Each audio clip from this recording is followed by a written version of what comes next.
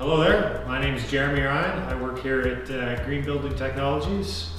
I'm their on-site trades and the plumber, and I've had a big hand in putting together the water filtration that we have in the building. The idea is that the pond here is essentially a couple layers with a bunch of water in it. They've got the rocks set on top with larger boulders on top of that, and then a large gap for fish and other local fauna that hang around. And on the outside we have baskets. And the baskets are going to be filled with plants, and the plants are going to be your first stage of water filtration medium. So the water comes around in a big ring around the whole external of the pond through the plant beds, and the plants are going to be eating most of the first bacteriums and whatever that might be coming through there. Whatever gets through there, as well as some obviously organic plant matter, because plants do leave things behind, will be then eaten by the fish. And whatever doesn't get caught there will then flow down through and be caught into the gravel, because it's likely at that size either too big or irrelevant to the fish. Once it goes past the gravel, it just has a porous membrane that the water filters through, and it goes down into the bottom of it through a pump and back up and just filters right back into the pond again. So once that's finished, it just loops over and over and just keeps getting the water cleaner and cleaner.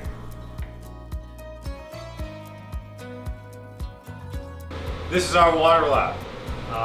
In here, we're doing water filtration for most of the building. Upstairs, we were talking about biofiltration, using plants as a filtration medium. And this is a more traditional mechanical and chemical methods of filtration that we have going on here. But I use the exact same source as the rainwater biofiltration upstairs.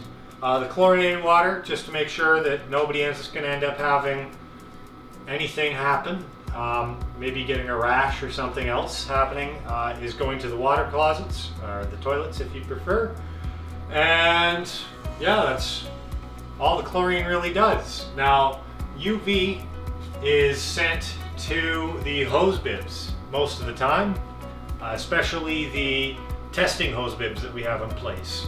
And the reason why we do that is because it basically kills the bacteria by shining a very bright light at it and actually chemically modifying it so that it can no longer breed or mutate. We also have one other system in place right now, which is our 4 tanks here. They're not quite set up yet, but when they are set up, they will be catching 4 green roof plots, which is essentially a biofiltration method installed on our roof.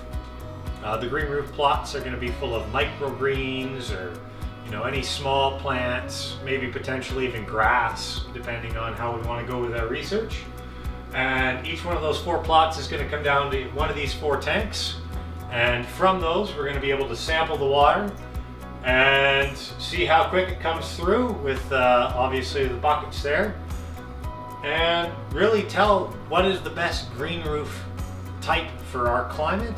Once we get past all of that though, we've got a few neat guide pieces that we use to test things.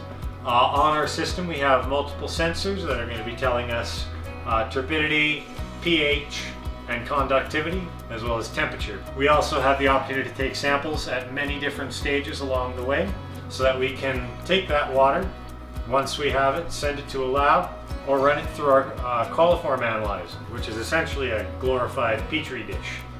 And we're just growing the bacteria to see how much is in there, and then we can take it from 2 different spots to see if we have a proper reduction or log of bacterial decontamination.